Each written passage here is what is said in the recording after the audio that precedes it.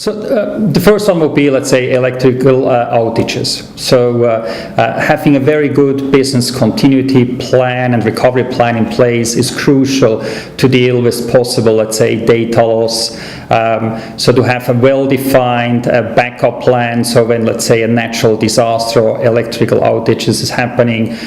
So this is a challenge for many companies, and some are doing well, and some are maybe not meeting the standards. So this is a very crucial one. The second one is security breaches. It's happening, has happened in the past, and it will happen ongoing. Again, let's say the process, the data to protect this one is very important. Today also, I mean, data are moving, so it's even across, let's say, countries and jurisdictions.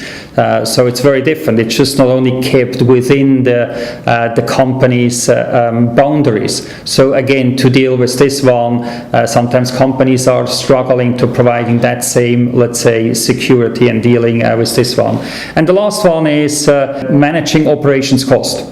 So it's again, it's the cost of managing your IT infrastructure and so on is going up. So just how to deal with this one, again, doing it together with let's say a third-party service provider who can do it in many areas much more efficient. That's obviously another benefit for outsourcing for FSI.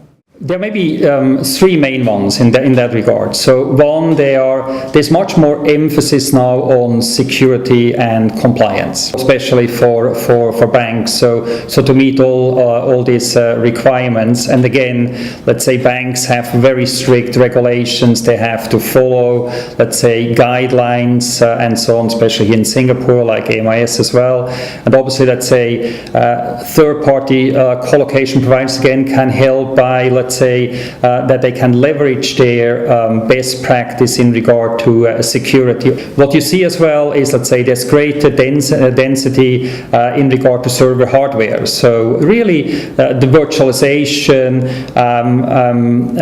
put, let's say, many of the companies on the course of hybrid IT, where they're looking, let's say, where do they put their workloads. A lot is still, let's say, on-premise, in-house. It's in banks, but also other ones. They are more than 70% is still there, and 30% is only outsourced. So there will be a shift, let's say, to go towards much more outsourced. And the third one, what we see is there are more purpose-built data centers are sprawling up. So where, again, when you have obviously purpose-built data centers, then the architecture, the security and so on, you can design that and architect it the right way, and especially meeting the high standards for FSI. So very different than when you take, let's say, like warehouse and other ones, and you try to meet all the high standards of comparing to a purpose-built data center. So again, the first one is cost effectiveness, because the same task what a company would do versus what we are doing, just the cost per client from our side, from a colocation provider, a data service provider, it will be significantly lower.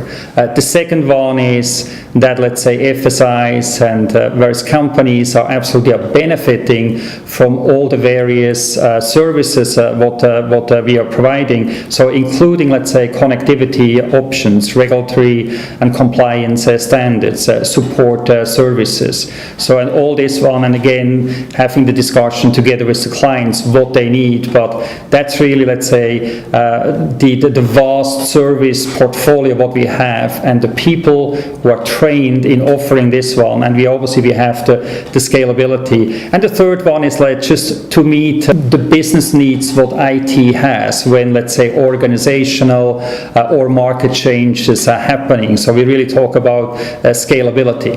So where is it a bank here in Singapore, they go regional, they maybe go global, so different demands and so on can be very well handled, obviously.